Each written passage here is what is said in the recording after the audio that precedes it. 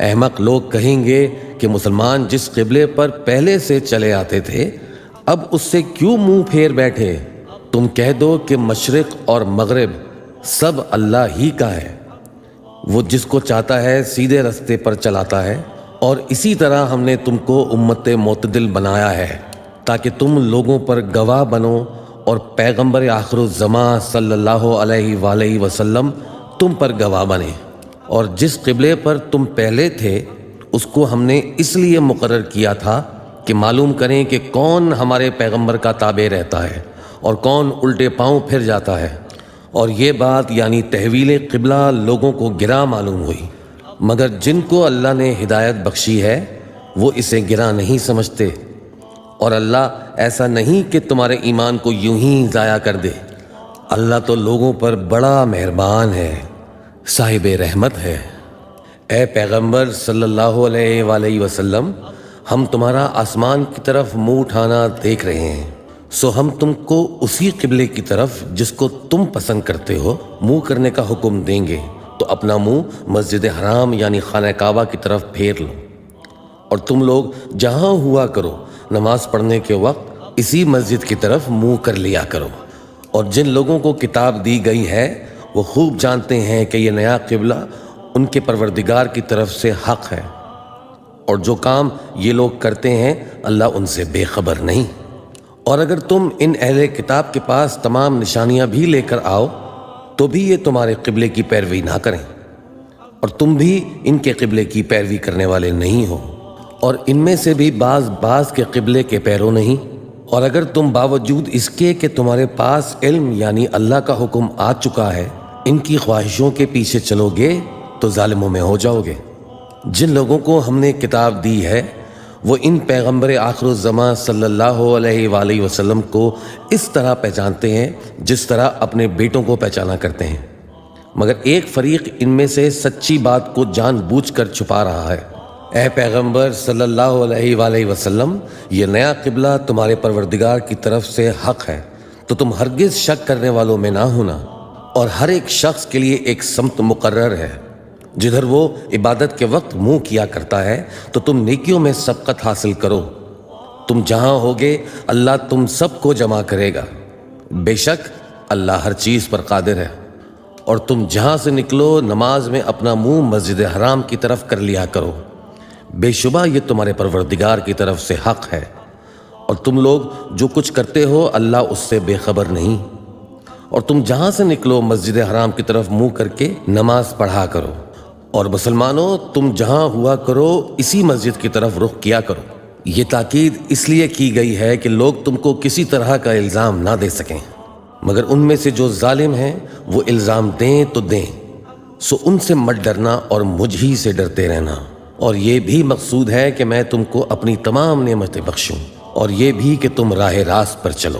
جس طرح من جملہ اور نعمتوں کے ہم نے تم ہی میں سے ایک رسول بھیجے ہیں جو تم کو ہماری آیتیں پڑھ پڑھ کر سناتے ہیں اور تمہیں پاک بناتے اور کتاب یعنی قرآن اور دانائی سکھاتے ہیں اور ایسی باتیں بتاتے ہیں جو تم پہلے نہیں جانتے تھے۔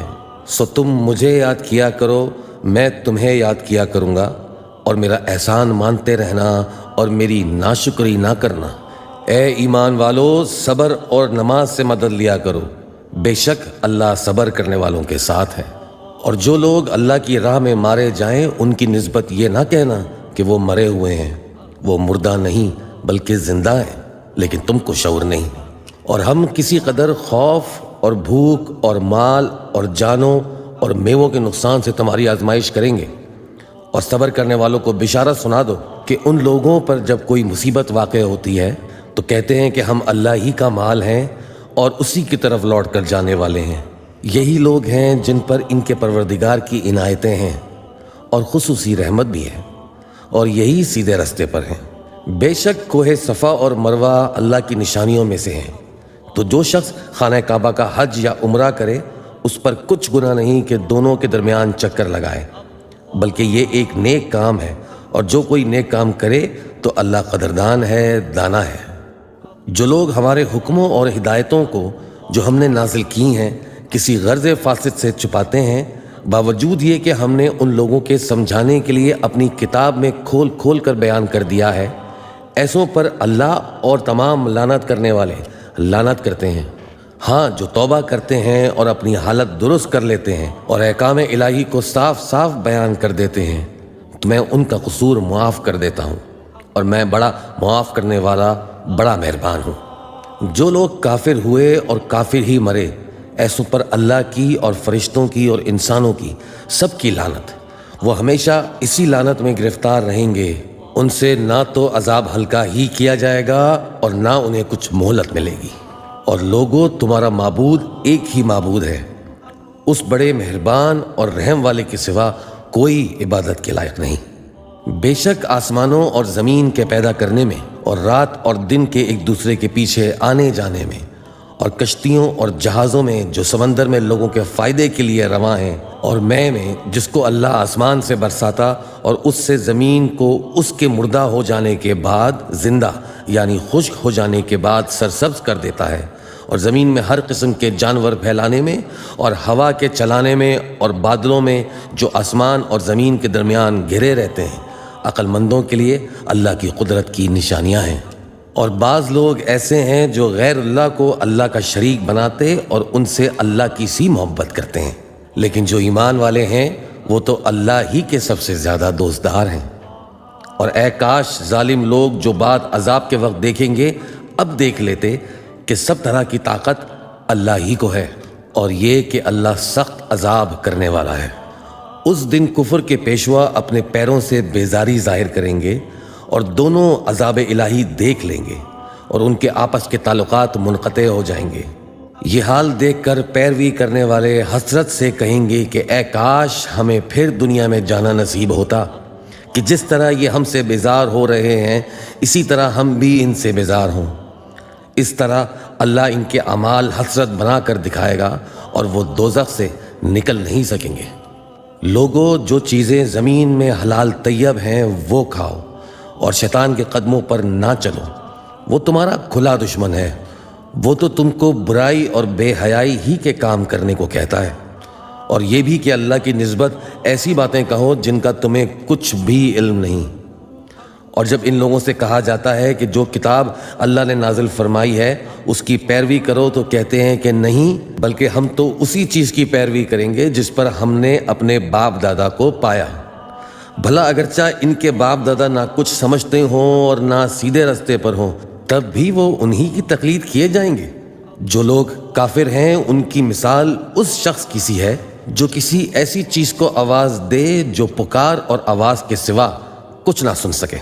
یہ بہرے ہیں، گونگے ہیں، اندھے ہیں کہ کچھ سمجھ ہی نہیں سکتے۔ اے اہل ایمان، جو پاکیزہ چیزیں ہم نے تم کو عطا فرمائی ہیں ان کو کھاؤ، اور اگر اللہ ہی کے بندے ہو تو اس کی نعمتوں کا شکر بھی ادا کرو۔ اس نے تو تم پر بس مرا ہوا جانور اور لہو اور سور کا گوشت اور جس چیز پر اللہ کے سوا کسی اور کا نام پکارا جائے حرام کر دیا ہے۔ ہاں، جو مجبور ہو جائے بشرطے کہ اللہ کی نافرمانی نہ کرے اور حد ضرورت سے باہر نہ نکل جائے، اس پر کچھ گناہ نہیں۔ بے شک اللہ بخشنے والا ہے، رحم کرنے والا ہے۔ جو لوگ اللہ کی کتاب سے ان آیتوں اور ہدایتوں کو جو اس نے نازل فرمائی ہیں چھپاتے اور ان کے بدلے تھوڑی سی قیمت یعنی دنیاوی منفعت حاصل کرتے ہیں، وہ اپنے پیٹوں میں محض آگ بھرتے ہیں۔ ایسے لوگوں سے اللہ قیامت کے دن نہ کلام کرے گا اور نہ ان کو گناہوں سے پاک کرے گا، اور ان کے لیے دکھ دینے والا عذاب ہے۔ یہ وہ لوگ ہیں جنہوں نے ہدایت چھوڑ کر گمراہی اور بخشش چھوڑ کر عذاب خرید لیا۔ یہ آتش جہنم کی کیسی برداشت کرنے والے ہیں۔ یہ اس لیے کہ اللہ نے کتاب سچائی کے ساتھ نازل فرمائی، اور جن لوگوں نے اس کتاب میں اختلاف کیا وہ ضد میں آ کر نیکی سے دور ہو گئے ہیں۔ نیکی یہی نہیں کہ تم مشرق و مغرب کو قبلہ سمجھ کر ان کی طرف منہ کر لو، بلکہ نیکی یہ ہے کہ لوگ اللہ پر اور روز آخر پر اور فرشتوں پر اور اللہ کی کتاب پر اور پیغمبروں پر ایمان لائیں، اور مال باوجود عزیز رکھنے کے رشتہ داروں اور یتیموں اور محتاجوں اور مسافروں اور مانگنے والوں کو دیں، اور گردنوں کے چھڑانے میں خرچ کریں، اور نماز پڑھیں اور زکوٰۃ دیں، اور جب عہد کر لیں تو اس کو پورا کریں، اور سختی اور تکلیف میں اور جنگ کے وقت ثابت قدم رہیں۔ یہی لوگ ہیں جو ایمان میں سچے ہیں اور یہی ہیں جو اللہ سے ڈرنے والے ہیں۔ مومنو، تم کو مقتولوں کے بارے میں قصاص یعنی خون کے بدلے خون کا حکم دیا جاتا ہے، اس طرح پر کہ آزاد کے بدلے آزاد مارا جائے اور غلام کے بدلے غلام، اور عورت کے بدلے عورت، اور قاتل کو اس کے مقتول بھائی کے قصاص میں سے کچھ معاف کر دیا جائے تو وارث مقتول کو پسندیدہ طریق سے قرارداد کی پیروی یعنی خون بہا معاف کرنا اور قاتل کو خوشخوئی کے ساتھ ادا کرنا چاہیے۔ یہ تمہارے پروردگار کی طرف سے تمہارے لیے آسانی اور مہربانی ہے۔ اب جو اس کے بعد زیادتی کرے اس کے لیے دکھ کا عذاب ہے۔ اور اے اہل عقل، حکم قصاص میں تمہاری زندگانی ہے کہ تم قتل و خون ریزی سے بچو۔ تم پر فرض کیا جاتا ہے کہ جب تم میں سے کسی کو موت کا وقت آ جائے تو اگر وہ کچھ مال چھوڑ جانے والا ہو تو ماں باپ اور رشتہ داروں کے لیے دستور کے مطابق وصیت کر جائے۔ اللہ سے ڈرنے والوں پر یہ ایک حق ہے۔ پھر جو شخص وصیت کو سننے کے بعد اس کو بدل ڈالے تو اس کے بدلنے کا گناہ انہی لوگوں پر ہے جو اس کو بدلے، اور بے شک اللہ سنتا جانتا ہے۔ اب اگر کسی کو وصیت کرنے والے کی طرف سے کسی وارث کی طرفداری یا حق تلفی کا اندیشہ ہو تو اگر وہ وصیت کو بدل کر وارثوں میں صلح کرا دے تو اس پر کچھ گناہ نہیں، بے شک اللہ بخشنے والا ہے، رحم والا ہے۔ مومنو، تم پر روزے فرض کیے گئے ہیں جس طرح تم سے پہلے لوگوں پر فرض کیے گئے تھے تاکہ تم پرہیزگار بنو۔ روزوں کے دن گنتی کے چند روز ہیں، تو جو شخص تم میں سے بیمار ہو یا سفر میں ہو تو دوسرے دنوں میں روزوں کا شمار پورا کر لے، اور جو لوگ روزہ رکھنے کی طاقت رکھیں لیکن رکھے نہیں وہ روزے کے بدلے محتاج کو کھانا کھلا دیں، اور جو کوئی اپنی مرضی سے زیادہ نیکی کرے تو اس کے حق میں زیادہ اچھا ہے، اور اگر سمجھو تو روزہ رکھنا ہی تمہارے حق میں بہتر ہے۔ روزوں کا مہینہ رمضان کا مہینہ ہے جس میں قرآن اول نازل ہوا جو لوگوں کا رہنما ہے اور جس میں ہدایت کی کھلی نشانیاں ہیں اور جو حق و باطل کو الگ الگ کرنے والا ہے۔ تو جو کوئی تم میں سے اس مہینے میں موجود ہو چاہیے کہ پورے مہینے کے روزے رکھے، اور جو بیمار ہو یا سفر میں ہو تو دوسرے دنوں میں روزے رکھ کر ان کا شمار پورا کر لے۔ اللہ تمہارے حق میں آسانی چاہتا ہے اور سختی نہیں چاہتا، اور یہ آسانی کا حکم اس لیے دیا گیا ہے کہ تم روزوں کا شمار پورا کر لو، اور اس احسان کے بدلے کہ اللہ نے تم کو ہدایت بخشی ہے تو تم اس کو بزرگی سے یاد کرو اور اس کا شکر کرو۔ اور اے پیغمبر، جب تم سے میرے بندے میرے بارے میں دریافت کریں تو انہیں معلوم ہو کہ میں تو تمہارے پاس ہی ہوں۔ جب کوئی پکارنے والا مجھے پکارتا ہے تو میں اس کی دعا قبول کرتا ہوں۔ تو ان کو چاہیے کہ میرے حکموں کو مانیں اور مجھ پر ایمان رکھیں تاکہ نیک رستہ پائیں۔ روزوں کی راتوں میں تمہارے لیے اپنی عورتوں کے پاس جانا جائز کر دیا گیا ہے، وہ تمہاری پوشاک ہیں اور تم ان کی پوشاک ہو۔ اللہ کو معلوم ہے کہ تم ان کے پاس جانے سے اپنے حق میں خیانت کرتے تھے، سو اس نے تم پر مہربانی کی اور تمہاری حرکات سے درگزر فرمائی۔ تو اب تم کو اختیار ہے کہ ان سے مباشرت کرو، اور اللہ نے جو چیز تمہارے لیے لکھ دی ہے یعنی اولاد، اس کو اللہ سے طلب کرو، اور کھاؤ اور پیو یہاں تک کہ صبح کی سفید دھاری رات کی سیاہ دھاری سے الگ نظر آنے لگے۔ پھر روزہ رکھ کر رات تک پورا کرو، اور جب تم مسجدوں میں اعتکاف بیٹھتے ہو تو ان سے مباشرت نہ کرو، یہ اللہ کی حدیں ہیں، ان کے پاس نہ جانا۔ اسی طرح اللہ اپنی آیتیں لوگوں کے سمجھانے کے لیے کھول کھول کر بیان فرماتا ہے تاکہ وہ پرہیزگار بنے، اور آپس میں ایک دوسرے کا مال ناحق نہ کھاؤ، اور نہ اس کو رشوتاً حاکموں کے پاس پہنچاؤ تاکہ لوگوں کا مال کا کچھ حصہ ناجائز طور پر کھا جاؤ، اور اسے تم جانتے بھی ہو۔ اے پیغمبر، لوگ تم سے نئے چاند کے بارے میں دریافت کرتے ہیں کہ گھٹتا بڑھتا کیوں ہے؟ کہہ دو کہ وہ لوگوں کے کاموں کی میعادیں اور حج کے وقت معلوم ہونے کا ذریعہ ہے، اور نیکی اس بات میں نہیں کہ احرام کی حالت میں گھروں میں ان کے پچھواڑے کی طرف سے آؤ، بلکہ نیکوکار وہ ہے جو پرہیزگار ہو اور گھروں میں ان کے دروازوں سے آیا کرو اور اللہ سے ڈرتے رہو تاکہ کامیاب ہو جاؤ۔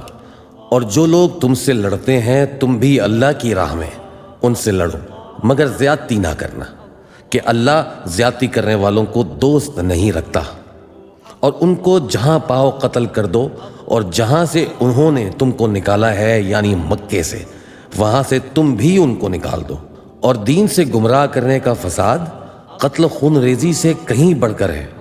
اور جب تک وہ تم سے مسجد حرام یعنی خانہ کعبہ کے پاس نہ لڑیں تم بھی وہاں ان سے نہ لڑنا۔ ہاں اگر وہ تم سے لڑیں تو تم ان کو قتل کر ڈالو، کافروں کی یہی سزا ہے۔ پھر اگر وہ باز آ جائیں تو اللہ بخشنے والا ہے، رحم کرنے والا ہے۔ اور ان سے اس وقت تک لڑتے رہنا کہ فساد نابود ہو جائے اور ملک میں اللہ ہی کا دین غالب ہو جائے۔ پھر اگر وہ فساد سے باز آ جائیں تو ظالموں کے سوا کسی پر زیادتی نہیں کرنی چاہیے۔ ادب کا مہینہ ادب کے مہینے کے مقابل ہے، اور ادب کی چیزیں ایک دوسرے کا بدلہ ہے۔ پس اگر کوئی تم پر زیادتی کرے تو جیسی زیادتی وہ تم پر کرے ویسی ہی تم اس پر کرو، اور اللہ سے ڈرتے رہو اور جان رکھو کہ اللہ ڈرنے والوں کے ساتھ ہے۔ اور اللہ کی راہ میں مال خرچ کرو اور اپنے آپ کو ہلاکت میں نہ ڈالو اور نیکی کرو، بے شک اللہ نیکی کرنے والوں کو دوست رکھتا ہے۔ اور اللہ کی خوشنودی کے لیے حج اور عمرے کو پورا کرو، اور اگر راستے میں روک لیے جاؤ تو جیسی قربانی میسر ہو کر دو، اور جب تک قربانی اپنے مقام پر نہ پہنچ جائے سر نہ منڈاؤ۔ اور اگر کوئی تم میں بیمار ہو یا اس کے سر میں کسی طرح کی تکلیف ہو تو اگر وہ سر منڈا لے تو اس کے بدلے روزے رکھے یا صدقہ دے یا قربانی کرے۔ پھر جب تکلیف دور ہو کر تم مطمئن ہو جاؤ تو جو تم میں حج کے وقت تک عمرے سے فائدہ اٹھانا چاہے وہ جیسی قربانی میسر ہو کرے۔ اور جس کو قربانی نہ ملے وہ 3 روزے ایام حج میں رکھے، اور 7 جب واپس ہو، یہ پورے 10 ہوئے۔ یہ حکم اس شخص کے لیے ہے جس کے اہل و عیال مکے میں نہ رہتے ہوں۔ اور اللہ سے ڈرتے رہو اور جان رکھو کہ اللہ سخت عذاب دینے والا ہے۔ حج کے مہینے معین ہیں جو معلوم ہیں، تو جو شخص ان مہینوں میں حج کی نیت کر لے تو حج کے دنوں میں نہ عورتوں سے اختلاط کرے، نہ کوئی برا کام کرے، اور نہ کسی سے جھگڑے۔ اور جو نیک کام تم کرو گے وہ اللہ کو معلوم ہو جائے گا۔ اور زاد راہ یعنی رستے کا خرچ ساتھ لے جاؤ، کیونکہ بہترین زاد راہ پرہیزگاری ہے۔ اور اے اہل عقل مجھ ہی سے ڈرتے رہو۔ اس کا تمہیں کچھ گناہ نہیں کہ حج کے دنوں میں بذریعہ تجارت اپنے پروردگار سے روزی طلب کرو۔ اور جب عرفات سے واپس ہونے لگو تو مشعر حرام یعنی مزدلفہ میں اللہ کا ذکر کرو، اور اس طرح ذکر کرو جس طرح اس نے تم کو سکھایا۔ اور اس سے پیشتر تم لوگ ان طریقوں سے محض ناواقف تھے۔ پھر جہاں سے اور لوگ واپس ہوں وہیں سے تم بھی واپس ہو، اور اللہ سے بخشش مانگو، بے شک اللہ بخشنے والا ہے، رحمت کرنے والا ہے۔ پھر جب حج کے تمام ارکان پورے کر چکو تو مینا میں اللہ کو یاد کرو جس طرح اپنے باپ دادا کو یاد کیا کرتے تھے، بلکہ اس سے بھی زیادہ۔ اور بعض لوگ ایسے ہیں جو اللہ سے التجا کرتے ہیں کہ اے پروردگار ہم کو جو دینا ہے دنیا میں ہی دے دے، اور ایسے لوگوں کا آخرت میں کچھ حصہ نہیں۔ اور بعض ایسے ہیں کہ دعا کرتے ہیں کہ پروردگار ہم کو دنیا میں بھی نعمت عطا فرما اور آخرت میں بھی نعمت بخشیو اور دوزخ کے عذاب سے محفوظ رکھیو۔ یہی لوگ ہیں جن کے لیے ان کے کاموں کا حصہ یعنی اجر نیک تیار ہے، اور اللہ جلد حساب لینے والا ہے۔ اور قیام منا کے دنوں میں جو گنتی کے دن ہیں اللہ کو یاد کرو۔ اگر کوئی جلدی کرے اور 2 ہی دن میں چل دے تو اس پر بھی کچھ گناہ نہیں، اور جو بعد تک ٹھہرا رہے اس پر بھی کچھ گناہ نہیں۔ یہ باتیں اس شخص کے لیے ہیں جو اللہ سے ڈرے، اور تم لوگ اللہ سے ڈرتے رہو اور جان رکھو کہ تم سب اس کے پاس جمع کیے جاؤ گے۔ اور کوئی شخص تو ایسا ہے جس کی گفتگو دنیا کی زندگی میں تم کو دلکش معلوم ہوتی ہے، اور وہ اپنی معافی ضمیر پر یعنی اس بات پر جو اس کے دل میں ہے اللہ کو گواہ بناتا ہے، حالانکہ وہ سخت جھگڑالو ہے۔ اور جب پیٹ پھیر کر چلا جاتا ہے تو زمین میں دوڑتا پھرتا ہے تاکہ اس میں فتنہ انگیزی کرے، اور کھیتی کو برباد اور انسانوں اور حیوانوں کی نسل کو نابود کر دے، اور اللہ فتنہ انگیزی کو پسند نہیں کرتا۔ اور جب اس سے کہا جاتا ہے کہ اللہ سے خوف کر تو غرور اس کو گناہ میں پھنسا دیتا ہے، سو اس کو جہنم کافی ہے اور وہ بہت برا ٹھکانہ ہے۔ اور کوئی شخص ایسا ہے کہ اللہ کی خوشنودی حاصل کرنے کے لیے اپنی جان بیچ ڈالتا ہے، اور اللہ بندوں پر بہت مہربان ہے۔ مومنو، اسلام میں پورے داخل ہو جاؤ اور شیطان کے پیچھے نہ چلو، وہ تو تمہارا کھلا دشمن ہے۔ پھر اگر تم احکام روشن پہنچ جانے کے بعد لڑکھڑا جاؤ تو جان رکھو کہ اللہ غالب ہے، حکمت والا ہے۔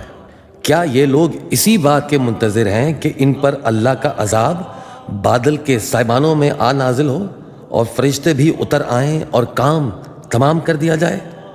اور سب کاموں کا رجوع اللہ ہی کی طرف ہے۔ اے پیغمبر، بنی اسرائیل سے پوچھو کہ ہم نے ان کو کتنی کھلی نشانیاں دیں، اور جو شخص اللہ کی نعمت کو اپنے پاس آنے کے بعد بدل دے تو اللہ سخت عذاب کرنے والا ہے۔ اور جو کافر ہیں ان کے لیے دنیا کی زندگی خوشنما کر دی گئی ہے، اور وہ مومنوں سے تمسخر کرتے ہیں، لیکن جو پرہیزگار ہیں وہ قیامت کے دن ان سے اوپر ہوں گے، اور اللہ جس کو چاہتا ہے بے حساب رزق دیتا ہے۔ پہلے تو سب لوگوں کا ایک ہی مذہب تھا، لیکن وہ آپس میں اختلاف کرنے لگے، تو اللہ نے ان کی طرف بشارت دینے والے اور ڈر سنانے والے پیغمبر بھیجے، اور ان پر سچائی کے ساتھ کتابیں نازل کیں تاکہ جن امور میں لوگ اختلاف کرتے تھے ان کا ان میں فیصلہ کر دے۔ اور اس میں اختلاف بھی انہی لوگوں نے کیا جن کو کتاب دی گئی تھی، باوجود یہ کہ ان کے پاس کھلے ہوئے احکام آ چکے تھے، اور یہ اختلاف انہوں نے صرف آپس کی ضد سے کیا۔ تو جس امر حق میں وہ اختلاف کرتے تھے اللہ نے اپنی مہربانی سے مومنوں کو اس کی راہ دکھا دی، اور اللہ جس کو چاہتا ہے سیدھا رستہ دکھا دیتا ہے۔ کیا تم یہ خیال کرتے ہو کہ یوں ہی بہشت میں داخل ہو جاؤ گے؟ اور ابھی تو تم کو پہلے لوگوں کی سی مشکلیں تو پیش آئیں ہی نہیں، ان کو بڑی بڑی سختیاں اور تکلیفیں پہنچیں، اور وہ صعوبتوں میں ہلا دیے گئے، یہاں تک کہ پیغمبر اور مومن لوگ جو ان کے ساتھ تھے سب پکار اٹھے کہ کب اللہ کی مدد آئے گی۔ دیکھو اللہ کی مدد عنقریب آیا چاہتی ہے۔ اے نبی، لوگ تم سے پوچھتے ہیں کہ اللہ کی راہ میں کس طرح کا مال خرچ کریں۔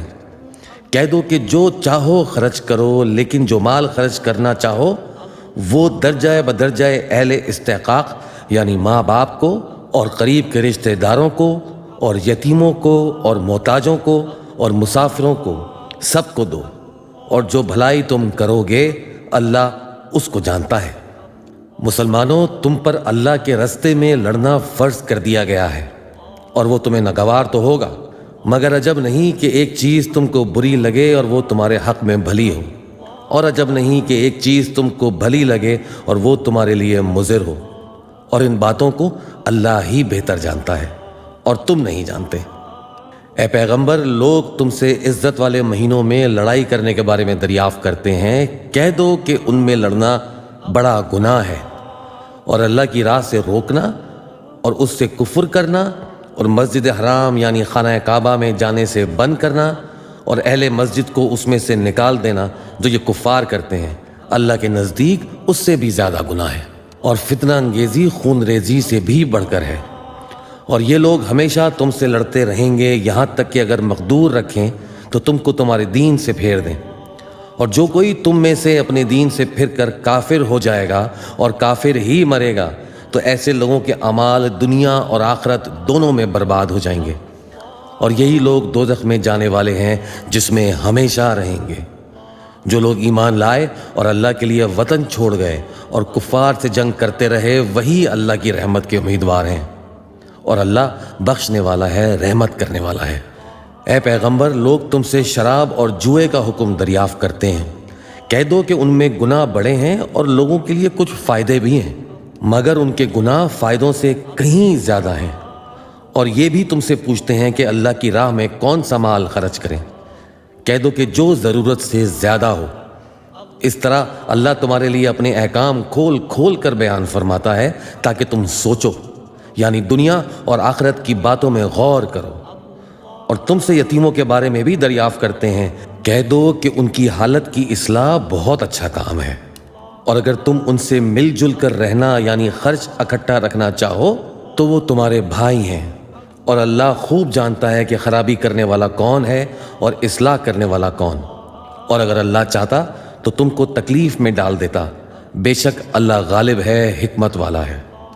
اور مومنو، مشرک عورتوں سے جب تک وہ ایمان نہ لائیں نکاح نہ کرنا، کیونکہ مشرک عورت خواہ تم کو کیسی ہی بھلی لگے اس سے مومن لونڈی بہتر ہے، اور اسی طرح مشرک مرد جب تک ایمان نہ لائیں مومن عورتوں کو ان کی زوجیت میں نہ دینا، کیونکہ مشرک مرد سے خواہ وہ تم کو کیسا ہی بھلا لگے مومن غلام بہتر ہے۔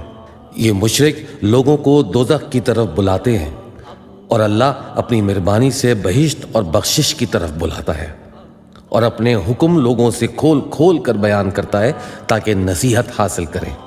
اور تم سے حیض کے بارے میں دریافت کرتے ہیں، کہہ دو وہ تو نجاست ہے، سو ایام حیض میں عورتوں سے کنارہ کش رہو، اور جب تک وہ پاک نہ ہو جائیں ان سے مقاربت نہ کرو، ہاں جب وہ پاک ہو جائیں تو جس طریق سے اللہ نے تمہیں ارشاد فرمایا ہے ان کے پاس جاؤ۔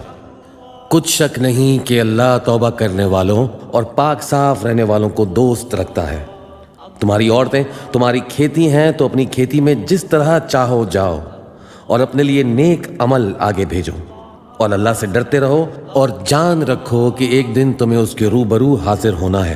اور اے پیغمبر، ایمان والوں کو بشارت سنا دو، اور اللہ کے نام کو اس بات کا ہیلا نہ بنانا کہ اس کی قسمیں کھا کھا کر سلوک کرنے اور پرہیزگاری کرنے اور لوگوں میں صلح و سازگاری کرانے سے رک جاؤ، اور اللہ سب کچھ سنتا ہے، جانتا ہے۔ اللہ تمہاری لغو قسموں پر تم سے مواخذہ نہیں کرے گا، لیکن جو قسمیں تم قصد دلی سے کھاؤ گے ان پر مواخذہ کرے گا، اور اللہ بخشنے والا ہے، بردبار ہے۔ جو لوگ اپنی عورتوں کے پاس جانے کی قسم کھا لیں ان کو 4 مہینے تک انتظار کرنا چاہیے، اگر اس عرصے میں قسم سے رجوع کر لیں تو اللہ بخشنے والا ہے، مہربان ہے، اور اگر طلاق کا ارادہ کر لیں تو بھی اللہ سنتا ہے، جانتا ہے۔ اور طلاق والی عورتیں 3 حیض تک اپنے تئیں روکے رکھیں، اور اگر وہ اللہ اور روز قیامت پر ایمان رکھتی ہیں تو ان کو جائز نہیں کہ اللہ نے جو کچھ ان کے شکم میں پیدا کیا ہے اس کو چھپائیں، اور ان کے خاوند اگر پھر موافقت چاہیں تو اس مدت میں وہ ان کو اپنی زوجیت میں لے لینے کے زیادہ حقدار ہیں۔ اور عورتوں کا حق مردوں پر ویسا ہی ہے جیسا دستور کے مطابق مردوں کا حق عورتوں پر ہے، البتہ مردوں کو عورتوں پر 1 درجہ فضیلت ہے، اور اللہ غالب ہے، صاحب حکمت ہے۔ طلاق صرف 2 بار ہے، یعنی جب 2 دفعہ طلاق دے دی جائے تو پھر عورتوں کو یا تو بطریق شائستہ نکاح میں رہنے دینا ہے یا بھلائی کے ساتھ چھوڑ دینا، اور یہ جائز نہیں کہ جو مہر تم ان کو دے چکے ہو اس میں سے کچھ واپس لے لو۔ ہاں اگر زن و شوہر کو خوف ہو کہ وہ اللہ کی حدوں کو قائم نہیں رکھ سکیں گے تو اگر عورت خاوند کے ہاتھ سے رہائی پانے کے بدلے میں کچھ دے ڈالے تو دونوں پر کچھ گناہ نہیں۔ یہ اللہ کی مقرر کی ہوئی حدیں ہیں، ان سے باہر نہ نکلنا، اور جو لوگ اللہ کی حدوں سے باہر نکل جائیں گے وہ گنہگار ہوں گے۔ پھر اگر شوہر 2 طلاقوں کے بعد تیسری طلاق عورت کو دے دے تو اس کے بعد جب تک عورت کسی دوسرے شخص سے نکاح نہ کر لے اس پہلے شوہر پر حلال نہ ہوگی۔ ہاں اگر دوسرا خاوند بھی طلاق دے دے اور عورت اور پہلا خاوند پھر سے ایک دوسرے کی طرف رجوع کر لیں تو ان پر کچھ گناہ نہیں، بشرطے کہ دونوں یقین کریں کہ اللہ کی حدوں کو قائم رکھ سکیں گے، اور یہ اللہ کی حدیں ہیں، ان کو وہ ان لوگوں کے لیے بیان فرماتا ہے جو علم رکھتے ہیں۔ اور جب تم عورتوں کو 2 دفعہ طلاق دے چکو اور ان کی عدت پوری ہو جائے تو انہیں یا تو حسن سلوک سے نکاح میں رہنے دو یا بطریق شائستہ رخصت کر دو، اور اس نیت سے ان کو نکاح میں نہ رہنے دینا چاہیے کہ انہیں تکلیف دو اور ان پر زیادتی کرو، اور جو ایسا کرے گا وہ اپنا ہی نقصان کرے گا، اور اللہ کے احکام کو ہنسی اور کھیل نہ بناؤ۔ اور اللہ نے تم کو جو نعمتیں بخشی ہیں اور تم پر جو کتاب اور دانائی کی باتیں نازل کی ہیں جن سے وہ تمہیں نصیحت فرماتا ہے ان کو یاد کرو، اور اللہ سے ڈرتے رہو، اور جان رکھو کہ اللہ ہر چیز سے واقف ہے۔ اور جب تم عورتوں کو طلاق دے چکو اور ان کی عدت پوری ہو جائے تو ان کو اپنے شوہروں کے ساتھ جب وہ آپس میں جائز طور پر راضی ہو جائیں نکاح کرنے سے مت روکو، اس حکم سے اس شخص کو نصیحت کی جاتی ہے جو تم میں اللہ اور روز آخر پر یقین رکھتا ہے۔ یہ تمہارے لیے نہایت خوب اور بہت پاکیزگی کی بات ہے، اور اللہ جانتا ہے اور تم نہیں جانتے۔ اور مائیں اپنے بچوں کو پورے 2 سال دودھ پلائیں۔ یہ حکم اس شخص کے لیے ہے جو پوری مدت تک دودھ پلوانا چاہے، اور دودھ پلانے والی ماؤں کا کھانا اور کپڑا دستور کے مطابق باپ کے ذمے ہوگا۔ کسی شخص کو اس کی طاقت سے زیادہ تکلیف نہیں دی جاتی تو یاد رکھو کہ نہ تو ماں کو اس کے بچے کے سبب نقصان پہنچایا جائے اور نہ باپ کو اس کی اولاد کی وجہ سے نقصان پہنچایا جائے، اور اسی طرح نان و نفقہ بچے کے وارث کے ذمے ہے۔ اور اگر دونوں یعنی ماں باپ آپس کی رضامندی اور صلاح سے بچے کا دودھ چھڑانا چاہیں تو ان پر کچھ گناہ نہیں، اور اگر تم اپنی اولاد کو دودھ پلوانا چاہو تو تم پر کچھ گناہ نہیں، بشرطیہ کہ تم دودھ پلانے والیوں کو دستور کے مطابق ان کا حق جو تم نے دینا کیا تھا دے دو۔ اور اللہ سے ڈرتے رہو اور جان رکھو کہ جو کچھ تم کرتے ہو اللہ اس کو دیکھ رہا ہے۔ اور جو لوگ تم میں سے مر جائیں اور عورتیں چھوڑ جائیں تو وہ عورتیں 4 مہینے اور 10 دن اپنے آپ کو روکے رکھیں، اور جب یہ عدت پوری کر چکیں اور اپنے حق میں پسندیدہ کام یعنی نکاح کر لیں تو تم پر کچھ گناہ نہیں، اور اللہ تمہارے سب کاموں سے واقف ہے۔ اگر تم اشارے کنائے میں عورتوں کو نکاح کا پیغام بھیجو یا نکاح کی خواہش کو اپنے دلوں میں مخفی رکھو تو تم پر کچھ گناہ نہیں۔ اللہ کو معلوم ہے کہ تم ان سے نکاح کا ذکر کرو گے، مگر ایام عدت میں اس کے سوا کہ دستور کے مطابق کوئی بات کہہ دو، پوشیدہ طور پر ان سے قول و قرار نہ کرنا، اور جب تک عدت پوری نہ ہو لے نکاح کا پختہ ارادہ نہ کرنا۔ اور جان رکھو کہ جو کچھ تمہارے دلوں میں ہے اللہ کو سب معلوم ہے، تو اس سے ڈرتے رہو اور جان رکھو کہ اللہ بخشنے والا ہے، حلم والا ہے۔ اور اگر تم عورتوں کو ان کے پاس جانے یا ان کا مہر مقرر کرنے سے پہلے طلاق دے دو تو تم پر کچھ گناہ نہیں، ہاں ان کو دستور کے مطابق کچھ خرچ ضرور دو، یعنی مقدور والا اپنے مقدور کے مطابق دے اور تنگ دست اپنی حیثیت کے مطابق۔ نیک لوگوں پر یہ ایک طرح کا حق ہے۔ اور اگر تم عورتوں کو ان کے پاس جانے سے پہلے طلاق دے دو لیکن مہر مقرر کر چکے ہو تو آدھا مہر دینا ہوگا۔ ہاں اگر عورتیں مہر بخش دیں یا مرد جن کے ہاتھ میں عقد نکاح ہے اپنا حق چھوڑ دیں اور پورا مہر دے دیں تو ان کو اختیار ہے، اور اگر تم مرد لوگ ہی اپنا حق چھوڑ دو تو یہ پرہیزگاری کی بات ہے، اور آپس میں بھلائی کرنے کو فراموش نہ کرنا۔ کچھ شک نہیں کہ اللہ تمہارے سب کاموں کو دیکھ رہا ہے۔ مسلمانوں، سب نمازیں خصوصاً بیچ کی نماز یعنی نماز عصر پورے اہتمام کے ساتھ ادا کرتے رہو، اور اللہ کے آگے ادب سے کھڑے رہا کرو۔ پھر اگر تم خوف کی حالت میں ہو تو پیادے یا سوار جس حال میں ہو نماز پڑھ لو، پھر جب امن و اطمینان ہو جائے تو جس طریق سے اللہ نے تم کو سکھایا ہے جو تم پہلے نہیں جانتے تھے اللہ کو یاد کرو۔ اور جو لوگ تم میں سے مر جائیں اور عورتیں چھوڑ جائیں وہ اپنی عورتوں کے حق میں وصیت کر جائیں کہ ان کو 1 سال تک خرچ دیا جائے اور گھر سے نہ نکالی جائیں، ہاں اگر وہ خود گھر سے چلی جائیں اور اپنے حق میں پسندیدہ کام یعنی نکاح کر لیں تو تم پر کچھ گناہ نہیں، اور اللہ زبردست ہے، حکمت والا ہے۔ اور متعلقہ عورتوں کو بھی دستور کے مطابق نان و نفقہ دینا چاہیے، پرہیزگاروں پر یہ بھی حق ہے۔ اسی طرح اللہ اپنے احکام تمہارے لیے بیان فرماتا ہے تاکہ تم سمجھو۔ بھلا تم نے ان لوگوں کو نہیں دیکھا جو شمار میں ہزاروں ہی تھے اور موت کے ڈر سے اپنے گھروں سے نکل بھاگے تھے، تو اللہ نے ان کو حکم دیا کہ مر جاؤ، پھر ان کو زندہ بھی کر دیا۔ کچھ شک نہیں کہ اللہ لوگوں پر مہربانی رکھتا ہے، لیکن اکثر لوگ شکر نہیں کرتے۔ اور مسلمانوں، اللہ کی راہ میں جہاد کرو اور جان رکھو کہ اللہ سب کچھ سنتا ہے، سب کچھ جانتا ہے۔ کون ہے کہ اللہ کو قرض حسنہ دے کہ وہ اس کے بدلے اس کو کئی گنا زیادہ دے گا؟ اور اللہ ہی روزی کو تنگ کرتا ہے اور وہی اسے کشادہ کرتا ہے، اور تم اسی کی طرف لوٹ کر جاؤ گے۔ بھلا تم نے بنی اسرائیل کی ایک جماعت کو نہیں دیکھا جس نے موسیٰ کے بعد اپنے پیغمبر سے کہا کہ آپ ہمارے لیے ایک بادشاہ مقرر کر دیں تاکہ ہم اللہ کی راہ میں جہاد کریں؟ پیغمبر نے کہا کہ اگر تم کو جہاد کا حکم دیا جائے تو ایسا تو نہیں کہ لڑنے سے پہلو تہی کرو۔ وہ کہنے لگے ہم اللہ کی راہ میں کیوں نہ لڑیں گے جبکہ ہم وطن سے خارج اور بال بچوں سے جدا کر دیے گئے۔ پھر جب ان کو جہاد کا حکم دیا گیا تو چند اشخاص کے سوا سب پھر گئے، اور اللہ ظالموں سے خوب واقف ہے۔ اور پیغمبر نے ان سے یہ بھی کہا کہ اللہ نے تم پر طالوت کو بادشاہ مقرر فرمایا ہے۔ وہ بولے کہ اسے ہم پر بادشاہی کا حق کیوں کر ہو سکتا ہے؟ اس سے بڑھ کر بادشاہی کے مستحق تو ہم ہیں، اور اس کے پاس تو بہت سی دولت بھی نہیں۔ پیغمبر نے کہا کہ اللہ نے اس کو تم پر فضیلت دی ہے اور بادشاہی کے لیے منتخب فرمایا ہے۔ اس نے اسے علم بھی بہت سا بخشا ہے اور تن و توش بھی بڑا عطا کیا ہے، اور اللہ کو اختیار ہے جسے چاہے بادشاہی بخشے۔ وہ بڑا کشائش والا ہے، دانا ہے۔ اور پیغمبر نے ان سے کہا کہ ان کی یعنی طالوت کی بادشاہی کی نشانی یہ ہے کہ تمہارے پاس وہ صندوق آئے گا جس کو فرشتے اٹھائے ہوئے ہوں گے۔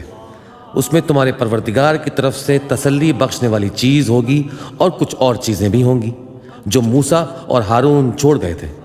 اگر تم ایمان رکھتے ہو تو یہ تمہارے لیے ایک بڑی نشانی ہے۔ غرض جب طالوت فوجیں لے کر روانہ ہوا تو اس نے ان سے کہا کہ اللہ ایک نہر سے تمہاری آزمائش کرنے والا ہے۔ جو شخص اس میں سے پانی پی لے گا اس کی نسبت تصور کیا جائے گا کہ وہ میرا نہیں، اور جو نہ پیے گا وہ سمجھا جائے گا کہ میرا ہے۔ ہاں اگر کوئی ہاتھ سے چلو بھر پانی لے لے تو خیر۔ جب وہ لوگ نہر پر پہنچے تو چند آدمیوں کے سوا سب نے پانی پی لیا۔ پھر جب طالوت اور مومن لوگ جو اس کے ساتھ تھے نہر کے پار ہو گئے تو کہنے لگے آج ہم میں جالوت اور اس کی لشکر سے مقابلہ کرنے کی طاقت نہیں۔ جو لوگ یقین رکھتے تھے کہ ان کو اللہ کے روبرو حاضر ہونا ہے وہ کہنے لگے کہ بسا اوقات تھوڑی سی جماعت نے اللہ کے حکم سے بڑی جماعت پر فتح حاصل کی ہے، اور اللہ ثابت قدم رہنے والوں کے ساتھ ہے۔ اور جب وہ لوگ جالوت اور اس کے لشکر کے مقابل میں آئے تو اللہ سے دعا کی کہ اے پروردگار ہم پر صبر کے دہانے کھول دے اور ہمیں لڑائی میں ثابت قدم رکھ اور لشکر کفار پر فتح یاب کر۔ تو طالوت کی فوج نے اللہ کے حکم سے ان کو شکست دے دی، اور داؤد نے جالوت کو قتل کر ڈالا، اور اللہ نے ان کو بادشاہی اور دانائی بخشی اور جو کچھ چاہا سکھایا۔ اور اگر اللہ لوگوں کو ایک دوسرے پر چڑھائی اور حملہ کرنے سے نہ ہٹاتا رہتا تو کرۂ ارض تباہ ہو جاتا، لیکن اللہ اہل عالم پر بڑا مہربان ہے۔ یہ اللہ کی آیتیں ہیں جو ہم تم کو سچائی کے ساتھ پڑھ کر سناتے ہیں، اور اے محمد صلی اللہ علیہ وآلہ وسلم تم بلا شبہ پیغمبروں میں سے ہو۔